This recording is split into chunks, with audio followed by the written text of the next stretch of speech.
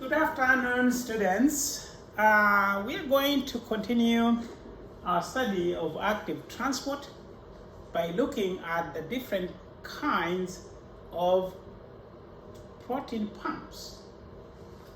Here we have a list of the types of ATPase pumps found in membranes of cells.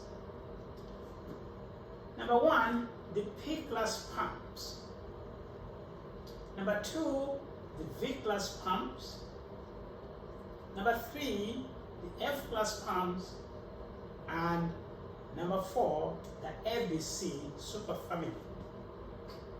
We shall cover the first three, and then in the next lesson, we are going to look at the ABC superfamily. So let's get started by looking at the P-class pumps. P here stands for phosphorylation.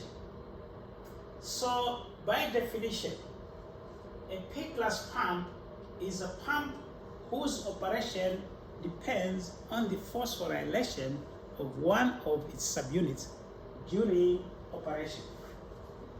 In terms of the structural components or components of a P-class pump, typically these are composed of two monotopic beta subunits and two transmembrane alpha subunits. The transmembrane subunits have the ATP binding site. One gamma subunit may be included as part of a P-class pump. Here we are looking at the organization of a P-class pump. That is the outside or exoplasmic face. This is the inside or cytoplasmic face, and here you have the beta and alpha subunits.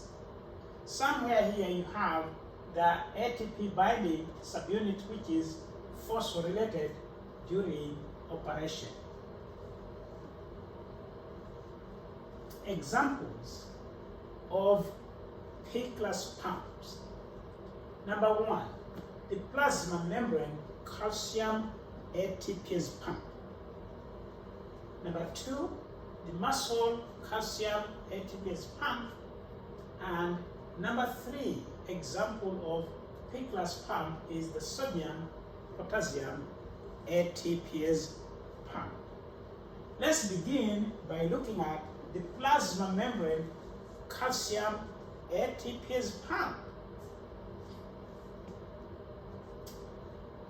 Plasma membrane calcium ATPase pumps are found in the plasma membranes of cells. Their main roles is to move calcium ions out of the cytoplasm.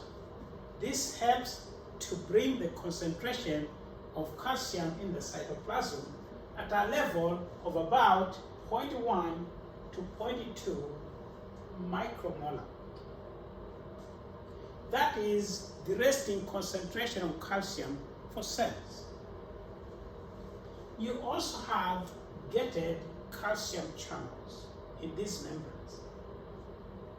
The calcium channels then allow rapid movement of calcium into the cytoplasm when they are stimulated by appropriate signals to open. Maybe you're wondering why we are talking about pumps and channels at the same time. It's because these are acting together. The channels allow the calcium to move into the cell when the cell is stimulated. The pumps remove the calcium and bring it to the lowest level, which is the resting concentration. The calcium chymodulin mechanism.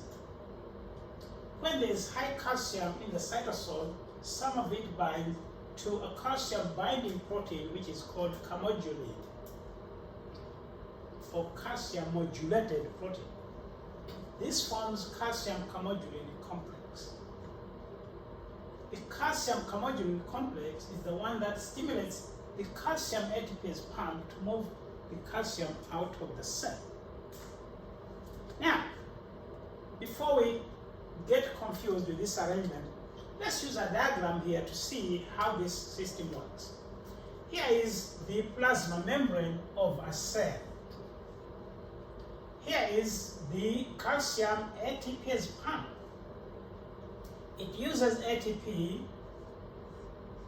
to move calcium out of the cytoplasm of the cell and bring the concentration to about 0.1 micromolar, something like that. This is the resting calcium concentration for cell. If a cell is stimulated by a signal arriving on the cell surface, typically that signal is going to dock onto a receptor, which is a component of the calcium channel. The stimulation then causes the channel to open, and because now you have high concentration of calcium outside the cell, the calcium will flow back in through the calcium channel and come back into the cytoplasm. This is a very rapid process. So you end up with a situation where the calcium concentration moves from very low background level to very high in a split second, and that peaking of calcium is the signal for a cell to respond to the stimulation on the cell surface. Following the response, now you have this situation where there is surplus calcium in the cytoplasm. What then must happen to bring the calcium back to the resting level? Well, here is the set of events that follow. Following response of a cell to the stimulation, the excess calcium binds to camodulin, forming the calcium camodulin complex.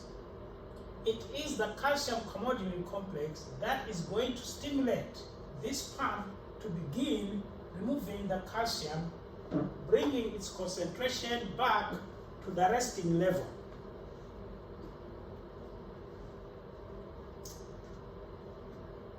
The other example of a P-class pump is the muscle calcium ATPase pump.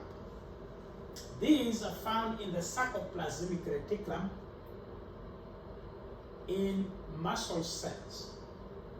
The function of the muscle calcium ATPase pump is to move calcium ions from the sarcoplasm, which is the cytoplasm surrounding muscle cells, into the sarcoplasmic reticulum.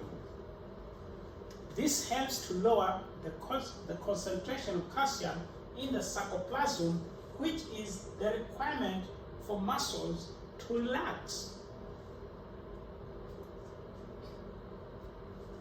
What happens then to cause a muscle to contract? How is the calcium involved? Well, here is what happens. Contraction of muscles is triggered by flooding of the sarcoplasm with the calcium ions. So if we are going to change this and have this membrane here as the sarcoplasmic reticulum,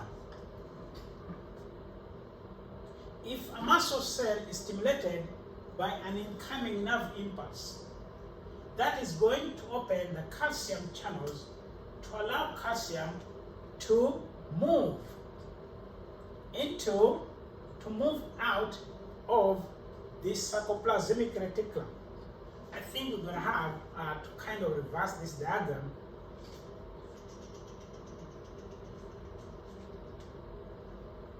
Okay. So we're going to reorganize this diagram. Here is your sarcoplasmic reticulum, which are essentially modified smooth endoplasmic reticulum membranes surrounding muscle cells. So here is your calcium channel, and here is the calcium pump. So the calcium pump uses ATP to move calcium ions into the sarcoplasmic reticulum. This helps to lower the concentration of calcium in the sarcoplasm, which is necessary for the muscles to relax. When a nerve impulse arrives on the muscle cell. It opens the calcium channels, so your calcium then escapes out of the sarcoplasmic reticulum into the sarcoplasm. That is what will cause the muscle to contract. So relaxation of muscles then happens only when calcium is removed from the sarcoplasmic reticulum into the SR by calcium ATPase pumps, and this is mediated by the calcium calmodulin complex. Again, the calcium calmodulin complex here is essential because when your calcium escapes into these areas here, that will allow your muscle to contract. But in order for your muscle to relax, you want the extra calcium to be moved from this area back in here. So what happens is your extra calcium combines with the calmodulin to form the active calcium calmodulin complex. That is what is going to turn on your calcium pumps here to use ATP and move the calcium back into the sarcoplasmic reticulum and allow your muscle to relax. The conformation alternation model of P-class pump operation. Now, when it comes to the operation of these pumps, we are looking at the pump as an allosteric protein that exists in two alternate conformations designated E1 and E2. In the E1 conformation, the pump binds two calcium ions on the cytosol or sarcoplasmic reticulum. Binding of ATP causes change into the E2 conformation. In the E2 conformation, the pump releases calcium out of the cell or releases the calcium into the sarcoplasmic reticulum.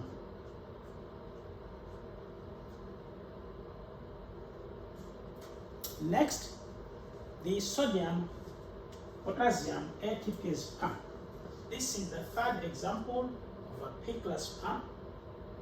In terms of occurrence, these are found in animal cells.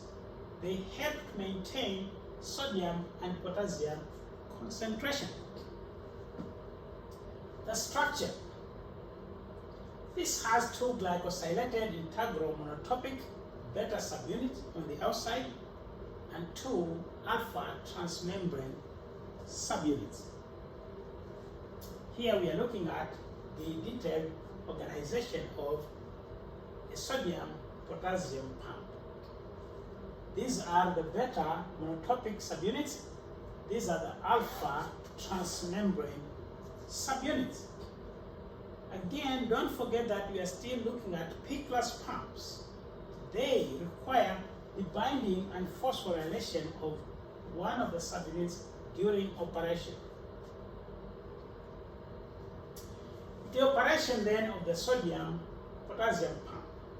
Again, the model here assumes the pump to be an allosteric protein existing in two alternate conformations designated E1 and E2. In summary, this one operates as an antipode system because when sodium is moved out, potassium is moved in. But let's go to the operation itself.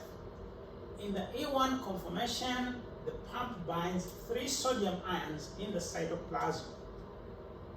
The next phase is the binding of ATP, which causes a change in conformation to the E2. In the E2 conformation, 3 sodium ions are released to the outside as 2 potassium ions bind to the pump. This is a summary of the events that occur during the operation of a sodium potassium pump. We begin at this point here. The pump is in the E1 conformation and it binds 3 sodium ions. ATP binding and phosphorylation of the subunit cause the conformation to change towards the E2 conformation that releases the 3 sodium ions out of the cell. The pump then is still open to the outside and it binds 2 potassium ions. The phosphate group is lost, allowing the pump now to change to the E1 conformation, releasing the potassium in the cell, and ready to repeat the cycle by binding 3 sodium ions. Some review questions. Discuss what you know about ion channels. Explain the types of common gating mechanisms for ion channels. State the structural and functional differences between ion channels and porins. What is a P-class pump? What are the main features of a P-class pump? Name any 2 examples of P-class pumps discussed in class. Discuss the operation of either the transmembrane or muscle calcium ATPase pump. What are aquaporins? What roles do they play? Explain the conformation alternation model for the action of P-class pump. Explain the operation of sodium-potassium pump. Why is it considered to be an anti-port system? Discuss the operation of either a ligand-gated ion channel or a voltage-gated ion channel. Next time we look at V-class pumps and F-class pumps and ABC superfamily type of transporters. Thank you.